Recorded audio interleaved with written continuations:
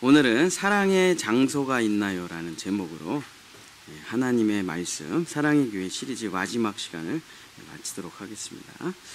사랑의 나이가 있습니까? 예, 나이가 있습니다. 모든 것을 버리고 한 사람에게 내 모든 것을 베풀 수 있는 그 나이가 사랑할 수 있는 나이가 된 거죠. 사랑을 아무나 합니까? 예, 사랑은 아무나 시작할 수는 있지만 완성할 수는 없습니다.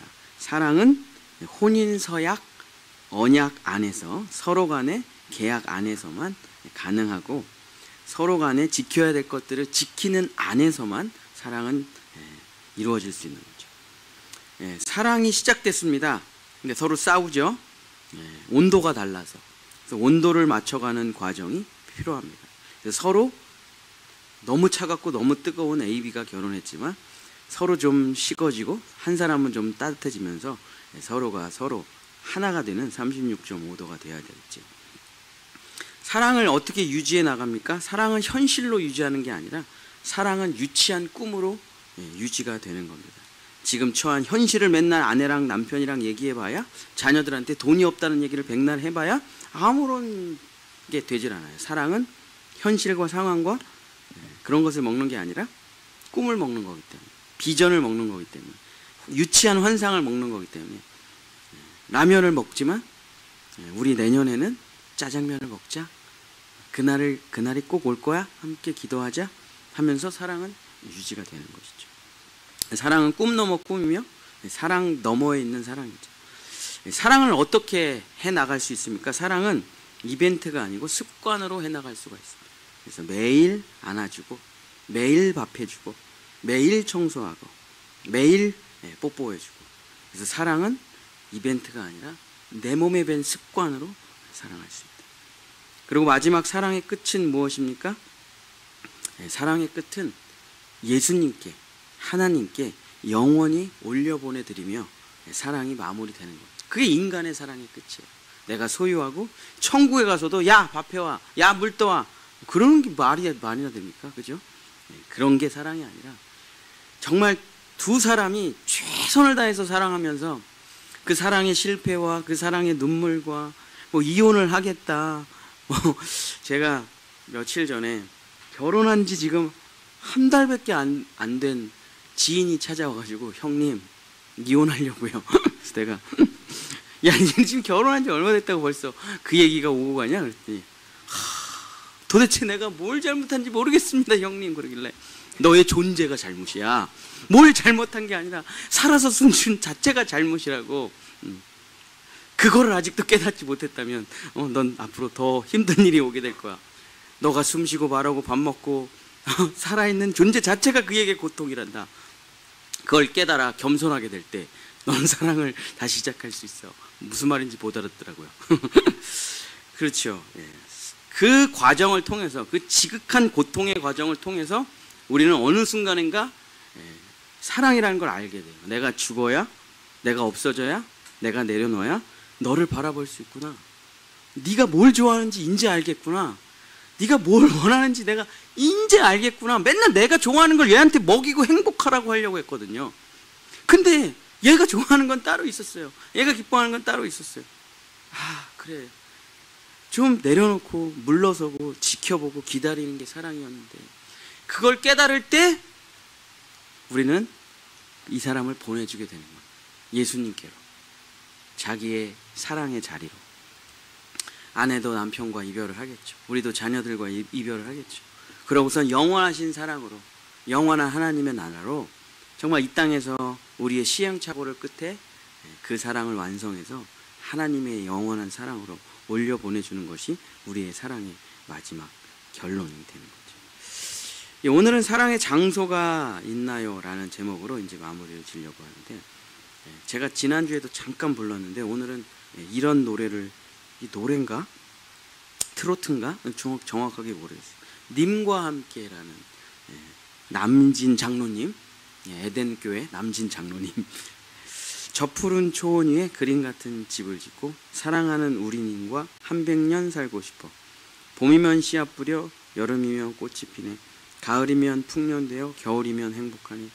멋쟁이 높은 빌딩 유행 따라 사는 것도 제멋이지만 반딧불 처갓집도 님과 함께면 나는 좋아 님과 함께면 님과 함께 같이 산다면 사랑하는 우리님과 한백년 살고 싶어.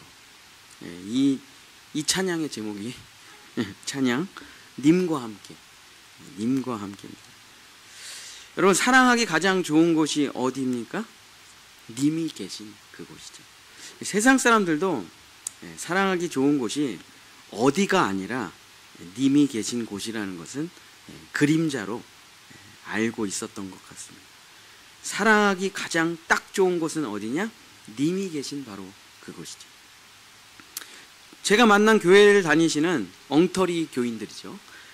교회를 다니시는 분들 중에 좀 세상에서 좀 성공하신 분들, 조금 노시는 분들, 이런 분들 중에 이런 말을, 물론 농담이겠지만 이런 말을 많이 하시더라고요.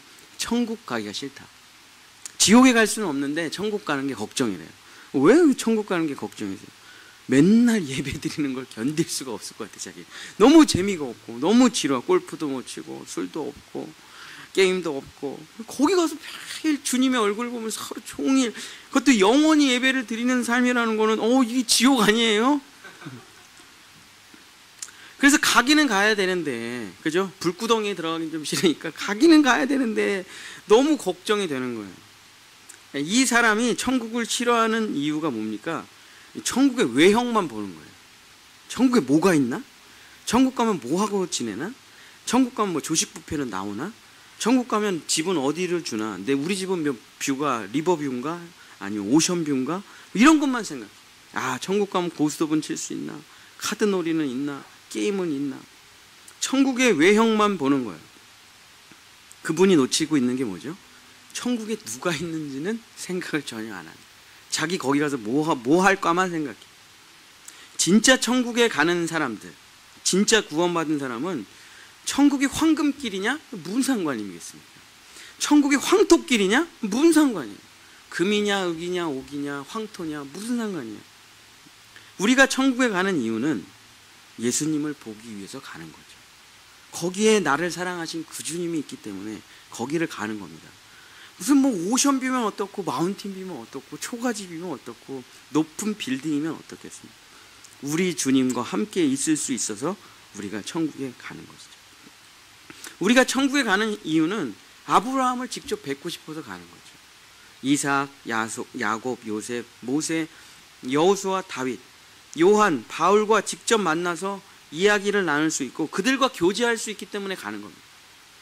천국에 뭘 황금 촛대에다가 무슨 쥐포를 구워 먹으려고 가는 게 아니라 다윗과 교제를 나누려고 가는 거예요. 아브라함과 교제를 나누려고 가는 거예요. 그분들과 함께 있으려고 가는 겁니다. 여러분, 맹자의 어머니가 3번 이사했다고 하죠. 그죠? 아니, 아파트 보고 이사한 게 아니잖아요. 거기에 좋은 선생님이 계시기 때문에 이사를 한 거잖아요. 우리가 좋은 동네로 이사 가는 이유가 뭡니까? 거기에 좋은 사람들이 몰려있기 때문에 그런 거예요. 아파트는 훌륭한데 거기가 범죄들의 소굴인다. 거기 뭐하러 가겠어요? 그죠? 거기에 좋은 선생님이 계시고 윗집 아랫집도 다 좋은 사람이 있으니까 우리가 그 동네를 들어가는 거 아니겠습니까? 저도 서초에서 오래 사역을 해서 강남 사는 사람들을 잘 알지만, 여러분, 제가 대치동에서 사역할 때 신방 가면요, 동그랗게 돌리는 수도꼭지 쓰는 집들이 많아요. 지금도. 거기가 60억짜리 아파트인데 엘리베이터가 터치가 이렇게 옛날 불 들어오는 버튼으로 돼 있더라고. 거기가 60억짜리 집인데 그 옛날 집 그대로 있어요. 지하 주차장 엉망진창입니다. 아침에 그 의사, 변호사, 정치계 대단한 사람들이 새벽에 다 그 벤츠, BMW, 롤스로이스 다 밀어야 돼요. 주차장이 불편해가지고. 거기가 대치동이에요. 진짜 집에 세탁기 수도꼭지가 이렇게 돌리는 걸로 돼 있더라고. 제가 너무, 이 대한민국에 이렇게 잘 사는 사람들이 도대체 여기서 이 비싼 집에서 차 엄청 막히고 여기서 뭐하러 사나? 여러분, 그 사람들이 다 강남에 왜 삽니까? 거기에 좋은 선생님이 계시고 이웃 사람들이 좋은 사람들이고 안전한 사람들이라서 그 불편한 거기서 사는 거지 다른 이유가 없는 거죠. 우리가 천국에 가는 이유도 똑같습니다. 환경이 좋아서 그래서 거기 가는 게 아니라 거기에 진짜 좋은 사람들이 있기 때문에, 정말 사랑의 예수님이 있기 때문에 거기에 가서 그 사람들과 우리 예수님과 영원히 살고 싶은 것이죠. 거기가 바로 우리가 그토록 바라던 사랑하기 딱 좋은 곳입니다. 정말 이 세상에서 예수님을 가장 사랑한 사람이 누구냐면 요한이에요. 요한. 그래서 예수님이 요한을 뭐라고 부르냐면 사랑하는 제자야, 사랑하는 제자. 이름을 안 불러. 항상 내 사랑아, 내 사랑아. 예수님이 이렇게 부르는 사람이 요한입니다. 예수님은 비록 짧은 3년여의 시간을 예수님과 보냈지만 진짜 누구보다 예수님을 사랑했어요. 또 예수님도 요한을 사랑했고, 베드로하고는 약간 관계가 좀 다르죠, 요한은. 그래서 마지막에 자기 어머니를 누구에게 맡기죠? 이 요한에게 맡깁니다. 요한은 그만큼 예수님과 정말 사랑했어요. 자, 요한 1서 1장. 그래서 그 자기가 만났던 그 예수님을 요한이 이렇게 말을 합니다. 요한 1서 1장 1절서부터 4절. 태초부터 있는 생명의 말씀에 관하여는 우리가 들은 바요, 눈으로 본 바요, 자세히 보고 우리 손으로 만진 바라. 창세 전부터 계셨던 그 생명의 말씀, 그 예수 그리스도를 자기는 직접 들었던 그 예수님을 직접 눈으로 보고 만지고 교제를 나눠봤거든요. 요한은 이 생명이 나타내신 바 된지라. 이 영원한 생명을 우리가 보았고 증언하여 너희에게 전하노니 이는 아버지와 함께 계시다가 우리에게 나타내신 바 된 이시니라. 그렇죠? 하나님과 함께 계시다가 우리에게 오셨습니다. 그리고 자기는 그분과 3년을 사랑을 나눠봤죠.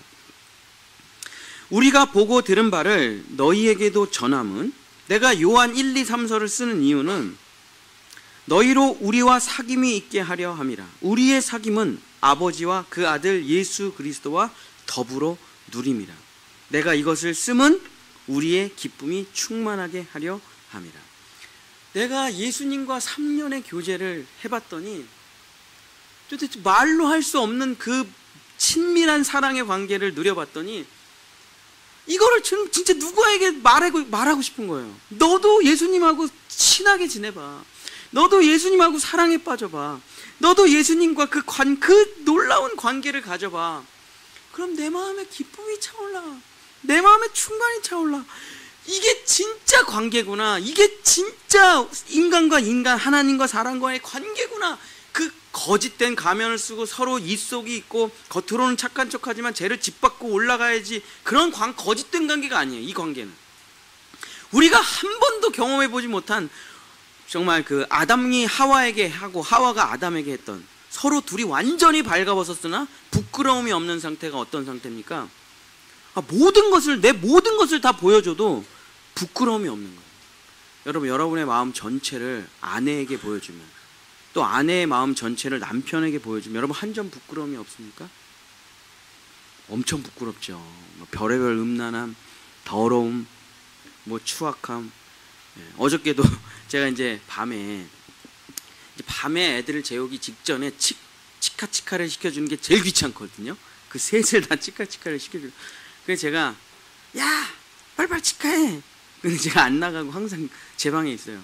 너무 귀찮아 그 시간이. 아유, 우리 아내가 하겠지. 준비만 해놓고 제가 항상 잘 안 나가. 네가 해. 나 너무 피곤해. 그죠? 부끄러워요. 우리 아내가 하긴 하지만, 제가 피곤하니까 제가 네가 해 하고 떠미는 거죠. 그러니까 내 속에 있는 모든 걸 다 이런 것만 있으니까 수천 수만 개가 있겠죠. 내 모든 것을 가장 사랑하는 아내한테 꺼내도 부끄러움 투성이, 부족감 투성이죠. 근데 아담과 하와의, 죄짓기 전에 아담과 하와의 상태는 사랑밖에 없어요. 그래서 서로가 서로에게 모든 걸 다 보여줘도 부끄러움이 하나도 없는 상태. 그 상태를 들어가 본 거예요, 요한이. 예수님하고 내 모든 것을 다 보여주고 예수님도 모든 것을 다 보여줬는데도 정말 그 완전한 사랑에 녹아져가지고 아무것도 부끄러움이 없는 상태로 예수님하고 3년을 지내보니까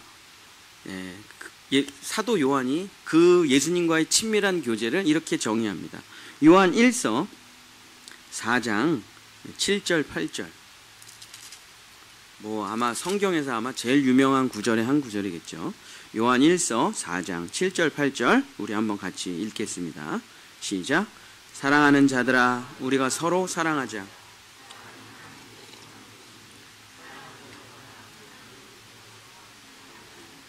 사랑하지 아니하는 자는 하나님을 알지 못하나니 이는 하나님은. 요한이 뭘 깨달았습니까? 예수님과의 3년의 친밀한 교제를 통해 이게 사랑이라는 걸 깨달습니다. 사랑이라는 거는 뭐 남을 도와준다, 사랑 맞아요. 남의 마음을 공감한다, 그거 사랑 맞아요. 근데 그건 이제 세상 사람들이 생각하는 어떤 사랑의 아주 지극히 작은 일부분이고, 요한도 뭐 그런 여러 가지 뭐 이웃사랑, 율법을 지키고 착하게 살고 뭐 이런 게 사랑이라는 걸 알았겠죠. 근데 예수님하고 3년의 시간을 지내보니까 이걸 깨달은 거예요. 그냥 이분이 사랑이라는 걸 깨달은 거예요. 이분이 사랑이라는 거예요. 이게 엄청난 깨달음입니다. 여러분에게 사랑이 뭐냐고 물어보면 여러분 막 얘기를 할 거예요. 뭐 이런 게 사랑이지. 아침에 일어나서 아침밥을 차리는 게 사랑이야. 뭐 날 위해서 희생하고 봉사하는 게 사랑이야. 스킨십 하는 게 사랑이야. 칭찬과 인정을 해주는 게 사랑이야. 뭐 이런 게 사랑이라고 생각하잖아요. 그래서 그게 안 맞으면 화가 나가지고 이혼을 하겠다고 하는 거잖아요. 그게 사랑이 아니래요. 그게 사랑은 하나님이래요. 이 엄청난 깨달음이라는 걸 알게 된 겁니다. 요한이. 사랑, 하나님이 따로 있고 사랑이라는 게 따로 있는 게 아니구나. 하나님이 사랑이구나. 그냥 하나님이 사랑이고 사랑이 하나님이구나. 하나님이 하는 모든 것이 다 사랑이구나. 하나님의 뜻, 하나님의 말씀, 하나님의 은혜, 하나님의 행동, 하나님의 모든 것이 다 사랑이었구나를 깨닫게 된 것입니다. 우리는 이제 하나님께 반항을 합니다. 내 마음에 안 드니까. 하나님 왜 이렇게 나한테 고난을 주세요? 하나님 왜 이렇게 나를 힘들게 하세요? 그러면서 하나님은 나를 사랑하지 않나 봐. 이렇게 착각을 하죠. 근데 그 사랑 너머의 사랑을 깨달은 게 뭐냐면 요한이 다 사랑이었다는 거예요. 회초리를 대실 때도 사랑이셨고 역경의 길을 걷게 하실 때도 사랑이었고 그분이 나에게 베푼 모든 게 다 사랑이었다는 것을 알게 됩니다. 그냥 저분과 함께 있는 건 다 사랑이구나. 저분에게서는 사랑밖에 안 나오는구나. 그걸 깨달은 겁니다. 하나님 안에 있는 거구나. 사랑이 하나님이고 하나님이 사랑이고 사랑은 하나님께로만 나오고 사랑은 하나님께 속한 것이구나. 그래서 그 완전한 사랑을 요한이 깨닫고 자기가 정말 사랑하는 가족들, 지체들, 형제들에게 그 친밀한 하나님과의 사랑의 관계를 나눠주고 싶은 거예요. 알려주고 싶은 거예요. 그게 요한 1, 2, 3서의 내용이죠. 하나님은 사랑이라. 하나님은 사랑이라. 이것이 바로 하나님과 예수님과 성령님에 대한 가장 정확한 깨달음이요 가장 올바른 고백이 되는 거죠. 자, 그리고 주님은 이 땅을 떠나 3년의 공생의 시간을 지나고 십자가와 부활을 넘어 하늘로 올라가셨습니다. 그때 요한의 마음은 어땠을까요? 예수님 없는 요한의 삶은 그 친밀한 사랑을 하다가 그게 텅 하고 빠져나간 그 공허함은 이루 말할 수가 없었겠죠. 우리가 누군가랑 이별을 해도 얼마나 고통스럽습니까? 제가 이제 상담 심리학을 할 때 그 스트레스 지수 표라는 걸 공부한 적이 있었는데 인간에게 가장 큰 스트레스가 뭔지 아십니까, 여러분? 인간에게 가장 지극한 고통과 스트레스. 그것은 배우자의 죽음이에요. 그게 압도적 1위입니다. 왜 그럴까요? 이 극친밀한 관계가 어느 날 갑자기 사라져 버렸기 때문에 이게 어떻게 주체를 못하는 거예요. 그 공허함, 그 허전함, 그 외로움, 그 혼자됨을 견딜 수가 없는 거예요. 그 요한이 바로 그런 상태가 된 겁니다. 예수님 없는 자기의 삶이라는 게 이게 뭔지를 모르겠어요. 그냥 늘 외롭고 공허하고 정말 깊은 흑암이고 예수님 없는 삶은 요한에게 있어서 그냥 아무런 희망이 없는 상태죠. 예수님이 없는 삶은 요한에게 있어서 죽음 그 자체였습니다. 그러니까 요한이 얼마나 빨리 주님을 다시 보고 싶은 마음이 간절했을까요? 그래서 요한은 그 어떤 제자보다 빨리 순교해서 예수님이 계신 그곳으로 가고 싶었을 것입니다. 근데 엉뚱하게도 다른 제자들은 다 일찍 순교해요. 그래갖고 다 예수님이 계신 그곳으로 다 올라갔어요. 자기만 남은 거예요. 1년이 지나도 순교당하지 않아요. 2년이 무려 80여 년을, 그 당시에 80여 년은 정말 지금으로 치면 거의 진짜 100세 이상입니다. 120세 정도, 상상 초월할 수 없는 나이예요. 아니 그토록 그리던 주님을 그 오랜 60여 년의 시간을 못 보고 그냥 자기 혼자만 계속 세상에 남아있는 거예요. 그러니까 얼마나 요한이 예수님에 대한 그 간절한 보고 싶은 그 마음이 누구보다 사랑했었는데 자기만 이 땅에 남아있어서 죽지 않고 계속 이 땅에 있으니 얼마나 예수님 보고 싶은 그 사모함에 묻혔을까요? 정말 그 예수님을 사모하는 마음이 얼마나 가슴 절절했을까요? 근데 그 예수님을 직접 뵙지 못하고 지낸 그 오랜 세월 동안 사도 요한이 엄청난 걸 깨닫습니다. 요한을 데려가지 않은 이유가 바로 여기에 있는 거예요. 왜 요한을 순교시키지 않으시고 그 요한만 남겨놨고 요한 1, 2, 3, 4, 요한계시록, 요한복음을 쓰게 하셨냐? 정말 그토록 바라던 주님을 못 보고 이 땅에서 혼자 외로이 지내는 동안 정말 엄청난 걸 깨닫게 된 겁니다. 요한이, 그게 바로 요한 1서 4장 10절서부터 12절에 있는 내용입니다. 요한 1서 4장 10절서부터 12절. 사랑은 여기 있으니 우리가 하나님을 사랑한 것이 아니요 하나님이 우리를 사랑하사 우리 죄를 속하기 위하여 화목 제물로 그 아들을 보내셨습니다. 사랑하는 자들아, 하나님이 이같이 우리를 사랑하셨은즉 우리도 서로 사랑하는 것이 마땅하도다. 12절 한번 같이 읽겠습니다. 시작.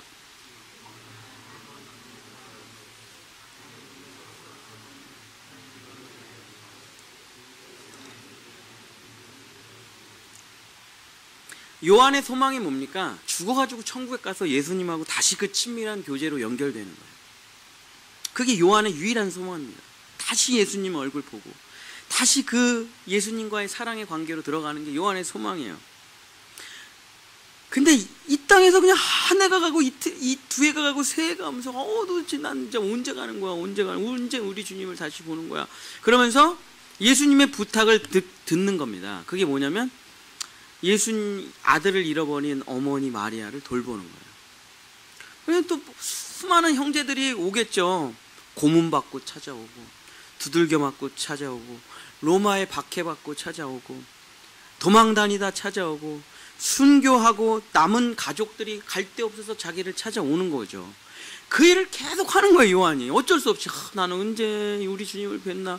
근데 피 흘리는 형제들, 예수님을 잃고 울고 있는 어머니 마리아 죽을 끓여주고 고문받고 돌아온 사람을 씻겨주고 순교당한 그 남은 가족들을 자기가 챙기고 먹이고 애들을 돌보면서 뭘 깨달았다고요? 사랑이 여기 있다는 걸. 자기는 천국에 있는 줄 알았어요. 사랑이. 그 예수님의 사랑이 죽어서 천국 가면 다시 이루어질 줄 알았던 거예요.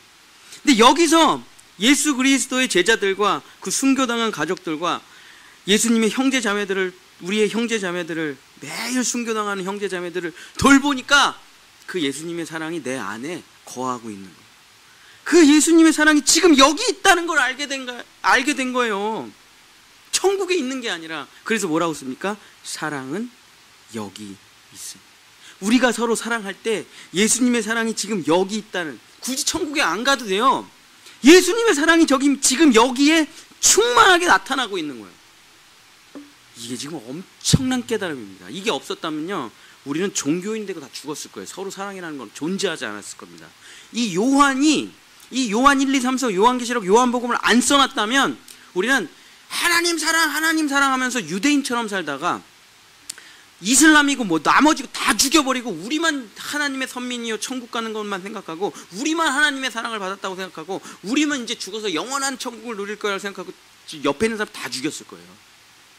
요한이 쓴 이 한 가지 깨달음이 없었다면, 지금 내가 내 아내를 사랑할 때 여기에 예수님의 그 사랑이 나와 아내가 서로 사랑하는 것 같고 나와 자녀들이 사랑하는 것 같고, 나와 성도들이 사랑하는 것 같고, 나와 이 나라와 이 민족이 사랑하는 것 같고, 나와 열방이 사랑하는 것 같지만 이 사랑은 예수님의 사랑이라는 거예요.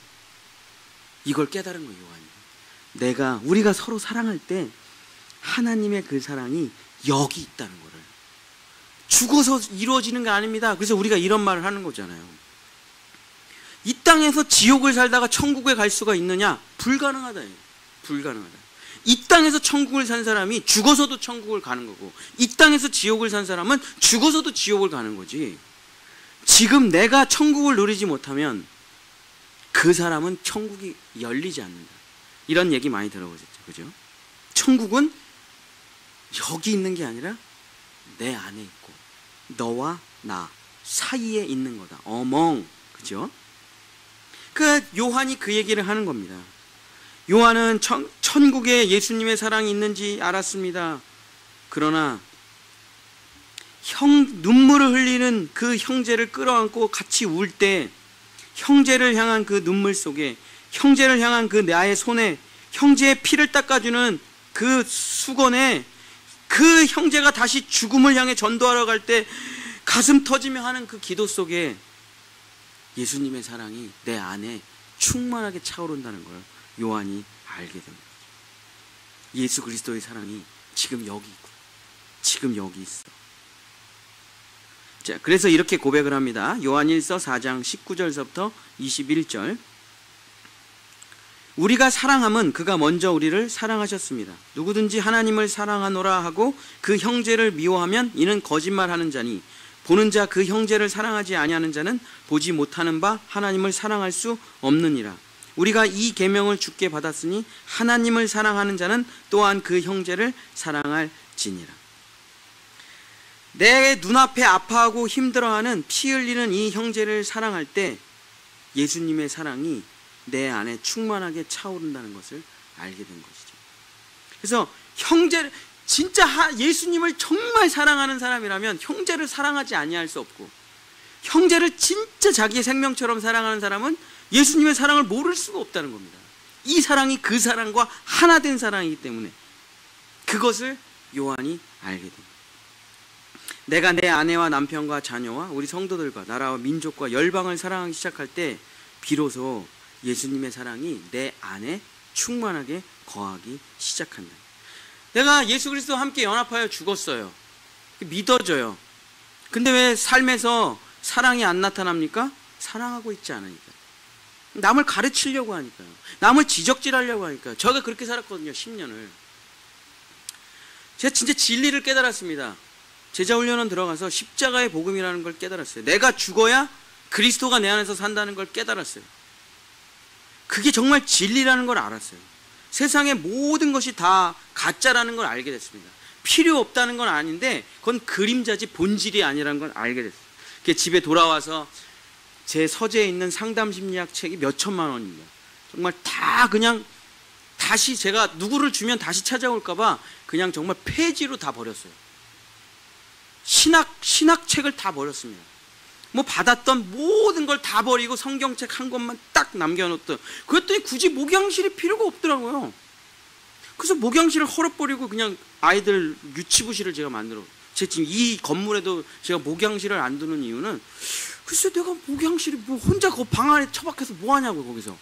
그냥 교인들이랑 커피 마시고 얘기하고. 왜냐면 집에도 제 집에 책상이 있으니까 집에서 설교 준비하면 되는데 이 목양실에서 나 혼자 갇혀서 뭐 하냐고요. 목양실에서 뭐 하는 거야? 난 책을 안 읽는데, 난 성경밖에 안 보는데. 그래서 그냥 그 십자가의 본질을 알게 되고 모든 걸 다 버렸는데 그거와 동시에 저한테 뭐가 생겼냐면 정죄가 된 거예요. 누가 가짜인지 누가 진짜인지를 제가 알겠는 거예요. 그러니까 자꾸 제가 욕을 해요. 아, 저 가짜네. 저 설교 가짜네. 저분 아직 십자가 모르네. 아이고 저렇게 하면 안 되지. 계속 그러니까 어쩔 수가 없어요. 그거는. 아니 진실을 갖고 있으면 뭐가 가짜인지가 정확하게 드러나는데 보이잖아요. 뭐 뻔히 알겠는데. 그러니까 진실의 진품을 갖고 있으니까 가품이라는 게 저 사람 제가 그 가품이에요. 가품. 이게 내가 이거 봐, 이게 진짜야 이거. 이거 다르잖아요. 모양이 다르고 형태가 다르고 가죽이 다르고 로고가 다르잖아요. 그 가짜예요. 엄청 상처받는 거 그분들이. 근데 나는 아니 내가 이거를 말해주지 않으면 저분 평생 가짜 들고 다니면서 속아서 살 텐데 말을 해줘야지. 그러고 막 말을 해주고 돌아다녔어요. 다 피만 나. 다 피만 나. 목사님은 사랑이 없습니다. 목사님이 말이 맞는데요. 목사님 설교를 들으면 화가 나요. 분노가 일어나요. 그냥 그래도 진실을 말해야지. 그래도 구원받는 게 중요하니까 그렇게 살았죠. 그렇게. 십자가 복음만 가지고 있으면 이런 현상이 자연스럽게 나타나요. 이건 어쩔 수가 없어요. 근데 그 세월을 10년의 세월을 지나면서 제가 이제 찬양하면서 잠깐 간증도 했지만 내가 사랑하는 사람이 아파하는 게 그렇게 행복하지가 않아요. 쓴소리를 하고 뭐 가르침을 주고 내가 이런 걸 지적을 해야지 올바르죠. 쓸데없습니다. 그거 하지 마세요. 여러분 죽어요. 여러분 외로워요. 고통스럽습니다. 하지 마세요. 내가 말한다 그래서 그럼 그 사람이 그 가방을 버리고 진품을 사느냐? 그렇지도 않아요. 그 사람도 다 때가 되어야 그걸 버리고 이게 가품이라도 쓸만하면 한참 써요. 자기가 투자하고 이게 한 게 있으니까. 그러다가 어느 날 뚝 끊어져가지고 AS가 안 된다는 소식을 들으면 그때는 진품을 사겠죠. 그때까지 그냥 사랑하고 이해하고 기다려주면 되는데 모르겠어요. 젊은 혈기 때문에 그랬나 열정 때문에 그랬나 참 아쉽더라고요.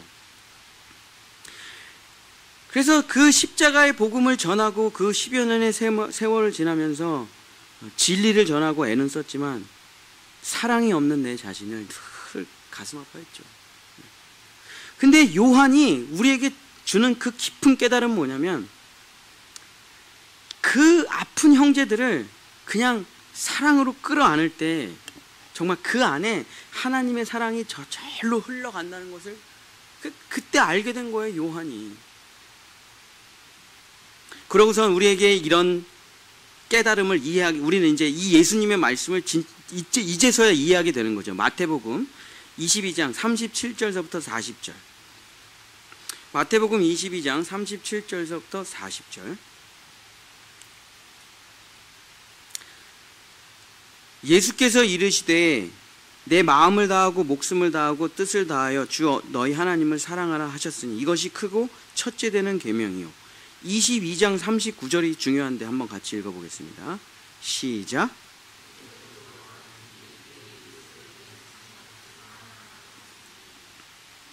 두 계명이 온 율법과 선지자의 성경은 딱 한마디로 강령이 이제 요약이란 뜻이에요. 성경 전체를 요약하면 이거래요. 딱 두 계명인데 하나님 사랑, 이웃 사랑. 근데 22장 39절 앞에 뭐라고 기록되어 있습니까? 첫째나 둘째나 같은 계명이다. 이와 같다. 둘째도 첫째하고 똑같은 거다.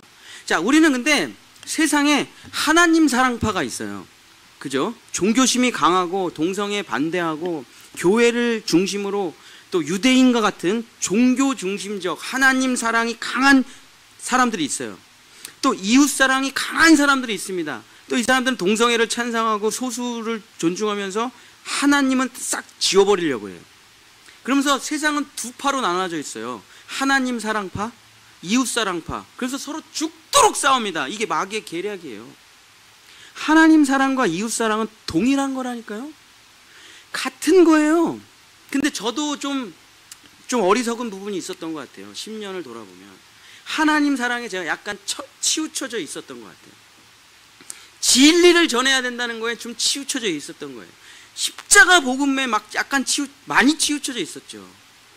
그래서 하나님 사랑, 이웃 사랑이 정말 균형 있게 밸런스가 맞았어야 되는데 제가 이렇게 치우쳐져 있어가지고 그걸 딱 그 옷을 벗어버리니까 그제서야 보이는 거예요. 내가 너무 치우쳐져 있었구나. 내가 너무 기울어져 있었구나. 그러나 그러고 나서 이제 모든 것을 그만두고 요한 1서를 읽고 요한 2서를 읽고 요한 3서를 읽는데 내가 왜 이걸 몰랐을까? 하나님 사랑, 이웃 사랑이 같은 것이라는 것. 왜 몰랐을까? 하나님 사랑, 이웃 사랑은 영원히 분리될 수 없으며 나누어질 수 없다라는 게 바로 요한의 이야기예요. 그 깊은, 혼자서 아무도 없습니다. 주변에 그냥 혼자 있어요. 딴들은 다 죽어서 천국 가갖고 예수님하고 같이 있어요. 자기 혼자만 이 땅에서 있습니다. 근데 그 누구보다 요한이 예수 그리스도의 사랑을 더 깊이 누리고 있는 거예요. 혼자 있는데 형제들을 사랑하면서. 아, 그렇구나. 형제를 사랑할 때 진짜 그 하나님의 사랑이 이루어지는구나 하는 걸 알게 된 것이죠. 그래서 하나님을 사랑하는 사람은 가족과 이웃과 성도를 사랑할 수밖에 없어요. 사랑하지 않는다는 것 자체가 불가능하다는 걸 알게 되는 거예요. 그래서 요한 1서 4장 7절에 이렇게 고백하고 있습니다. 사랑하는 자들아, 우리가 서로 사랑하자. 사랑은 하나님께 속한 것이니 사랑하는 자마다 하나님으로부터 나서 하나님을 알고. 그러면서 요한이 뭐라고 고백합니까? 사랑은 세상에 속한 게 아니에요. 사랑은 인문학에 속한 게 아니에요. 사랑은 도덕에 속한 게 아니에요. 사랑은 뭐 배움에 속한 게 아닙니다. 사랑은 오직 하나님께 속하 있다는 것을 알게 된 거예요. 하나님이 없으면 여러분 사랑이라는 건 없어요.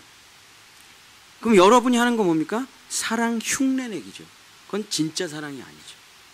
그러나 하나님께 속한 사람은 그 안에서 진짜 사랑이 그냥 나오는 거예요. 흉내내기가 아닙니다. 그냥 자연스럽게 내 안에서 나오는 거예요. 죄인들은 욕하고 비난하고 정죄하고 남을 짓밟는 게 자연스럽죠. 그러나 하나님께 속한 사람은 사랑하는 게 자연스러운 거예요. 그래서 그 형제를 하나님의 사랑으로 대하니까 어떻게 됩니까? 형제가 하나님으로 보여요. 이런 찬양 있죠.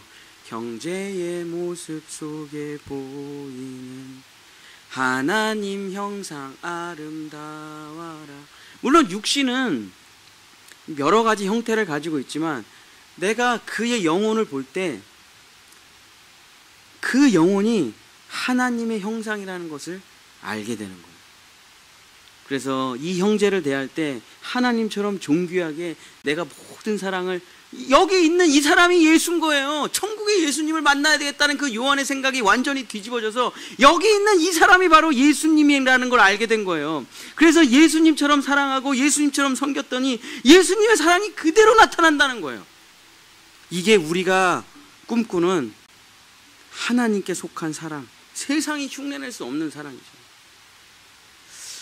그래서 우리는, 자, 여러분의 아내, 여러분의 남편, 여러분의 자녀들, 여러분 옆에 있는 성도들, 이 나라 이 민족의 백성들을 볼 때 여러분이 어떻게 되면 사랑을 깨달은 거예요?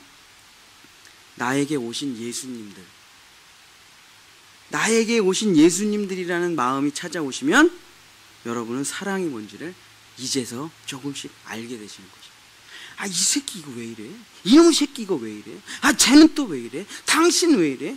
다 고쳐야지. 이걸 때려 엎어야지. 새롭게 정신 차리게 해야지. 이거는 이 사람을 악마라고 생각하는 거예요. 진짜 썩어 없어져야 될 대상이라고 생각하는 거예요. 멸망시켜야 될 대상이라고 생각하는 거예요. 이건 사랑이 아닙니다. 이건 정죄예요. 그건 비난이에요. 심판이에요. 다시 하나님 자리에, 사탄 마귀에게 속아 다시 하나님 자리에 올라가 또 사람들을 심판하고 정죄하겠다는 거예요. 거기에 또 속아 넘어가지고 또 그런 일을 하긴 해요. 또 그러다 이제 주님의 깨우침을 통해서 진짜 예수 그리스도와 함께 십자가에서 죽었다면 그 다음은 우리가 가야 되는 길이 반드시 사랑이라는 것은 뭐 우리 성도들이야 저한테 하도 많이 들어가지고 알고, 십자가가 끝이 아닙니다. 십자가는 사랑으로 가는 브릿지일 뿐이에요. 징검다리일 뿐이에요. 우리의 완성은 사랑이에요. 예수님과 같이 되는 거예요. 그럼 예수님과 같이 되는 게 뭡니까? 내 앞에 있는 이 사람을 하나님처럼 존귀하게 여기는 거예요. 그게 뭡니까? 한 영혼이 천하보다 귀하다는 거예요.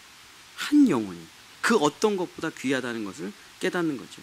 그때가 되면 그게 진짜 사랑이라는 거예요. 송신호 목사님께서 쓰신 그 짧은 칼럼이 있어요. 제가 그걸 진짜 수백 번을 읽었습니다. 그분이 아주 짧은 칼럼을 썼는데 자기 인생 전체를 한 10줄 정도로 요약을 했어요. 예. 첫 번째 시기가 뭐였냐면 자기가 예수님을 위해서 모든 것을 다 바쳐서 정말 예수님의 나라와 그 의를 위해서 산다고, 예, 무슨 선교센터도 세우시고 뭐 식품 사업도 하시면서 막 살았을 때예요. 근데 그게 다 망해가지고 내가 하는 모든 것이 다 죄고 내가 내 속에서 나오는 것이 다 죄밖에 없었다는 걸, 존재적인 죄인을 깨닫는 시기. 그리고선 그 다음에 혼자서 이제 통신으로 성경 공부를 하시면서 다 이루었다라는 그 예수님의 십자가의 복음을 깨달아 나는 죽고 그리스도로 사는 걸 깨달은 게 두 번째 깨달음. 세 번째는 그러고도 그분이 그걸 완성하지 못해가지고 사역을 하는데 사역이 되지를 않는 거예요. 사람 그냥 엉망진창인 거예요.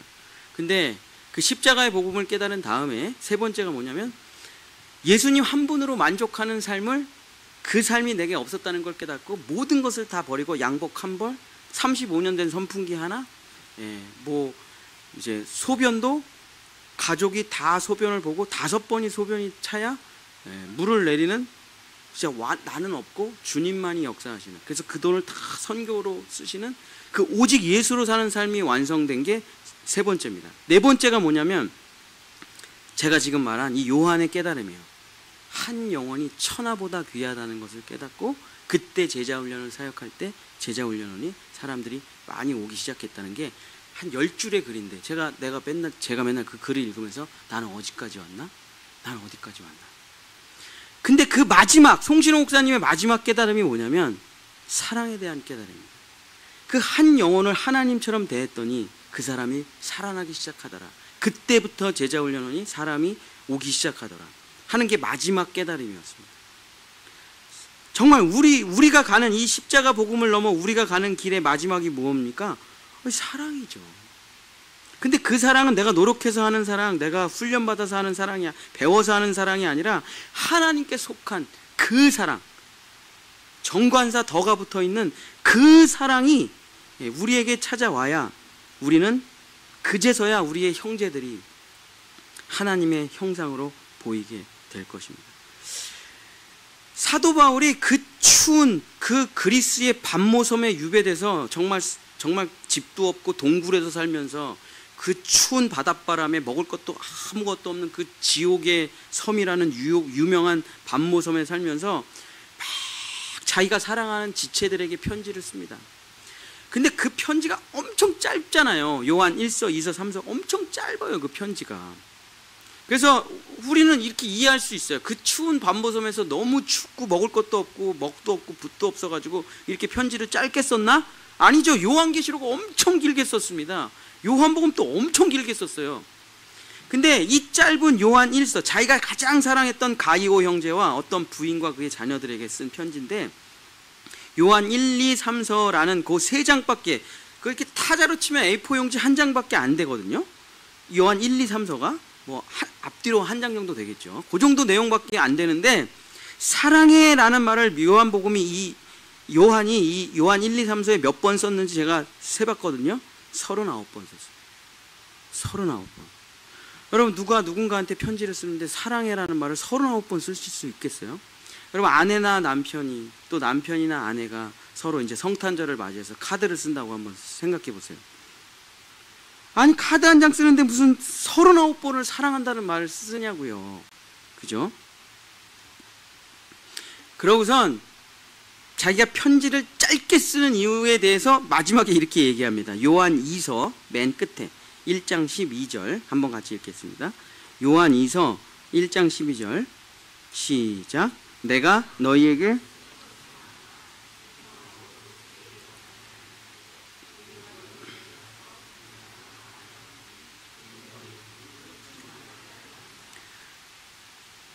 종이와 먹으로 39번이나 사랑한다고 쓰고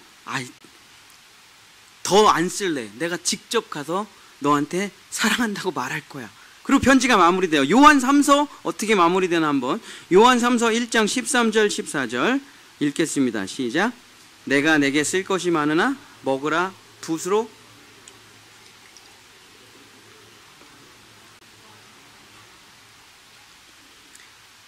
편지에 39번 사랑한다고 썼으면 되잖아요. 근데 이걸로 부족하대. 내가 곧 나가서 너희들에게 진짜 사랑한다고 말하고 싶어 하고, 그래서 내가 편지를 짧게 쓸 거야. 난 반드시 나가서 너희에게 사랑한다고 말할 거야. 그래서 그 밤모섬에서 죽기 전에 요한이 풀려나와서 그 사람들을 만나서 사랑해, 사랑해, 사랑해. 실제로 봤으니 뭐 몇 번을 말했을까요? 그 형제들에게 그 말을 하고 죽고 진짜 그토록 바라던 예수님의 얼굴을 봤겠죠. 자, 80년의 인생을 요한이 살면서 드디어 죽었습니다. 그래서 그토록 바라던 예수님을 천국에서 만났어요. 첫 마디가 무엇이었을까요? 사랑해요겠죠. 다른 무슨 말을 하겠습니까? 요한이 사랑해요 예수님 이렇게 말했겠죠. 자, 베드로가 죽어서 천국에 가서 예수님의 얼굴을 보라고 뭐라고 말했을까요? 십자가에 거꾸로 매달려 베드로가 죽었는데 예수님께서 3번이나 베드로에게 물어봤습니다. 내가 나를 사랑하느냐? 네가 나를 사랑하느냐? 네가 나를 사랑하느냐? 근데 베드로가 이 3번의 대답에, 예수님의 질문에 대답을 정확하게 못해요. 아가파오메, 내가 너를 사랑한 것 같은 이 사랑, 하나님께 속한 이 사랑으로 너도 나를 사랑하느냐? 아가페로 내가 너를 사랑했어. 너도 나를 아가페로 사랑하니? 아가파오메라고 물어봅니다. 근데 베드로는 대답을 못해요. 자기 예수님 저주했잖아요. 자기 예수님 부인하고 도망갔잖아요. 자기 지금 모든 걸 다 포기하고 와가지고 지금 다시 고기 잡고 있잖아요. 네가 나를 사랑하느냐? 아가파오메. 베드로는 뭐라고 대답합니까? 필레오스 이렇게 대답해요. 저는 그렇게는 못합니다. 예수님이 나를 사랑한 것 같지는 내가 사랑을 못해요. 그러나 나도 인간적으로는 예수님을 참 사랑했습니다. 그게 제 최선이었어요. 하고 자기 사랑의 한계성, 자기가 정말 최선을 다했지만 그 한계성에 부딪혀 필레오스라고 대답해요. 근데 예수님이 뭐라고 합니까? 그래도 난 널 사랑해. 내 양을 먹이라. 너는 나의 모든 것이야. 너의 반석 위에 내가 교회를 세울 거야. 그럼 올라가셔요. 그러고선 십자가에 거꾸로 매달려 죽기까지 베드로의 마음속에 무슨 마음이 남아있겠어요? 그 예수님에 대한 죄송함, 미안함, 막 그런, 내가 왜 이랬을까? 그러면서 십자가에 거꾸로 매달려 마지막 호흡이 딱 끊어지고 천국에 올라가서 그토록 바라던 주님을 뵙습니다. 베드로가 뭐라고 그랬을까요? 아가파오수 이렇게 대답했죠. 당신이 나를 사랑한 것만큼 이제 나도 당신을 사랑합니다. 사랑해요 예수. 이렇게 대답했겠죠. 그 3번의 못다한 대답 제가 이제서야 돌려드리겠습니다. 사랑합니다 예수님. 이렇게 끝났겠죠. 모든 이들이 다 이렇게 끝나는 거 아니겠습니까? 여러분 천국에 가서 예수님한테 저 오션뷰 집 좀 주세요 그렇게 얘기하실 거예요? 복숭아밭 옆자리로 좀 주십시오 뭐 이렇게 얘기하실 겁니까? 고스톱은 있나요? 게임기는 있고요. 유튜브는 되나요? 예수님 없어요? 잘못 왔나 봐. 더럽게 재미없나 봐 천국. 아브라함이 저기서 막 달려오시는데 아브라함 자식을 죽이고 왜 저렇게 사셨어? 짜증나. 뭐 이렇게 이러냐고요. 그런 분은 아예 사실 가지도 못하겠죠.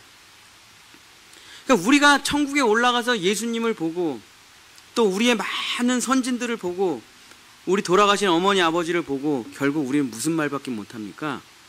사랑한다는 말 말고 할 게 뭐가 있습니까? 우리가 요한이 우리에게 이 말을 전해주는 겁니다. 후회하지 말고 사랑하다 보라고. 사랑하다. 미치도록 사랑하지. 너희가 서로 사랑할 때 그 예수님의 사랑이 너희 안에 거하는지를 알지 못하느냐. 죽어서 천국 가야지. 죽어서 천국 가야지. 죽어서 사랑해야지. 그렇게 하지 말고 지금 여기서 그 형제를 하나님처럼 대할 때 하나님의 사랑은 너 안에 임재한다. 사랑하는 성도 여러분, 이제 사랑의 교회 시리즈 대단원의 말씀 마치겠습니다. 여러분, 사랑하기 딱 좋은 장소가 어디입니까? 님이 계신 그곳이죠. 님이 있는 그곳입니다. 내 형제를 사랑하는 그때 우리는 예수님의 사랑을 충만하게 느낄 수 있는 것입니다. 아내를 통해서, 남편을 통해서, 자녀들을 통해서, 성도들을 통해서, 이웃을 통해서 나라와 민족과 열방을 우리가 사랑할 때 예수님의 사랑은 우리 안에 충만하게 차오르고 영원히 거하게 되는 것입니다.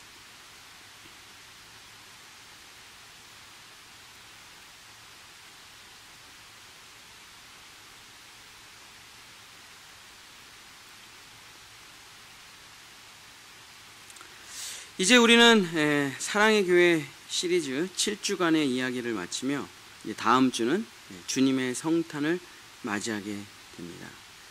사랑하는 성도 여러분, 주님께서 왜 이 땅에 오셨습니까? 이 말 한마디를 하러 오신 것입니다. 물론 이제 십자가에서 죽으시고 우리의 죄를 속죄하시고, 맞아요, 그 속죄의 제사를 드리기 위해 하나님의 어린 양으로서 창세전 언약을 이루시고 우리를 영원한 해방과 영원한 생명으로 인도하신 것이 맞아요.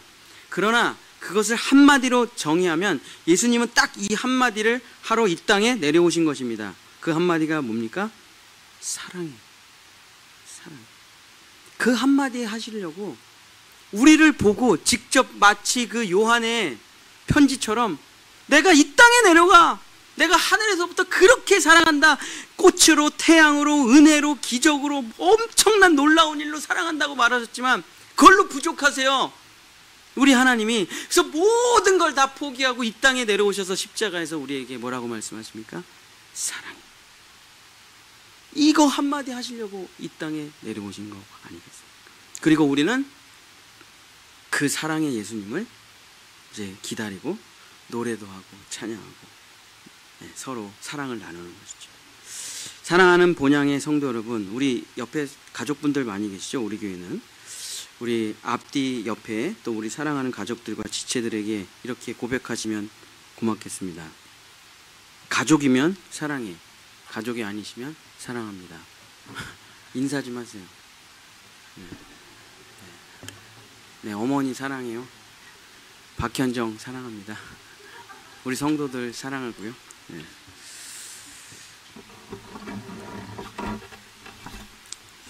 여러분에게 부탁드리고 싶습니다. 요한이 편지에다가 자기가 사랑하는 지체들에게 향해서 39번을 사랑한다고 써놨습니다. 우리 본향의 성도 여러분, 하루에 39번 사랑한다고 고백하시는 여러분들 되시길 축복합니다. 390번 해도 모자르지만 39번 사랑해, 아침에도 사랑해, 저녁에도 사랑해. 제가 우리 유건이한테 제일 많이 하는 말이, 눈만 뜨면 야 공공, 너 아빠한테 사랑한다고 말 안 했잖아. 아빠 사랑해요. 그리고 돌아서면 야 너 아빠 뽀뽀 안 했잖아. 막 달려와서 또, 그래서 5분 있다 야 공공, 너 아빠한테 사랑한다고 말 안 했잖아. 근데 끊임없이 계속 얘기해줘요. 공공이가 화 안 내고. 제가 유건이를 공공이라고 부르요. 한 번도 화를 안 냅니다. 우리 유건이는 달려와가지고 아빠 사랑해요, 아빠 사랑해요. 이게 사는 거 아니겠습니까? 이게 사는 거죠. 친밀한 그 사랑이 우리 가운데 넘쳐나 하루에 39번, 아니 390번, 아니 3900번, 아니 쉬지 않고 사랑하시는 우리 본향의 성도들 되시기를 간절히 축복합니다.